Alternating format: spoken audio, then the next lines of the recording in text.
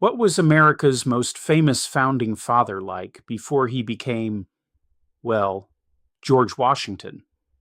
For the most part, I thought Young Washington was a decent watch for AMC's Screen Unseen Monday night. Not groundbreaking, mostly average, but still a respectable effort.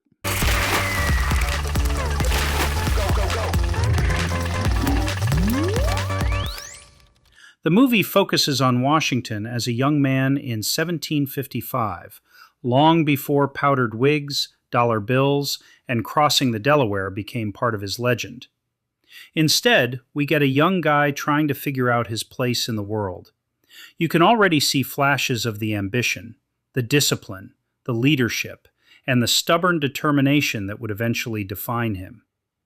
Whether the movie digs particularly deep into the psychology and background of Washington is another conversation, but I still appreciated the attempt. The real reason to see the movie is William Franklin Miller, who gives a genuinely solid lead performance. He's got the look, the presence, and enough charisma to carry the film. The movie works best when it lets him navigate the complicated political and military landscape around him.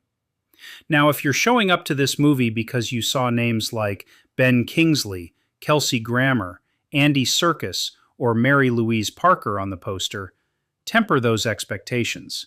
These are very much blink and you'll miss them appearances.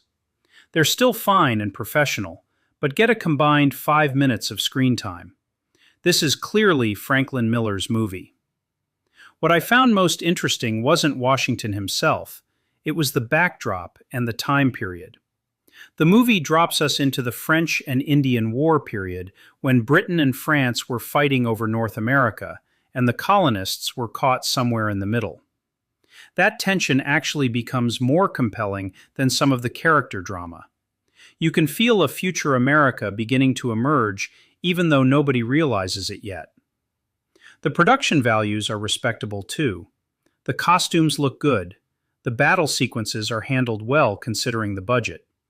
No, this isn't the last of the Mohicans, and it's definitely not The Patriot. Nobody is storming through the frame like Daniel Day-Lewis or Mel Gibson. But for a smaller historical drama, it gets the job done.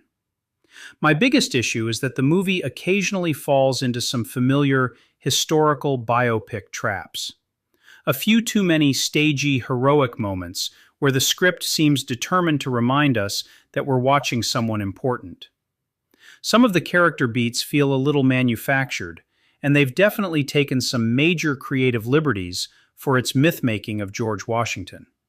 Still, I had a reasonably good time. If you're a history buff, a History Channel junkie, or somebody interested in America's 250th anniversary celebrations, there's plenty here to enjoy here for your 4th of July celebrations. For everyone else, this is definitely a future streaming watch. But I'm landing at a soft 3 stars out of 5 on Letterboxd, a respectful origin story for one of America's most important figures, with a solid lead performance against an interesting historical backdrop. Just not quite a revolutionary movie.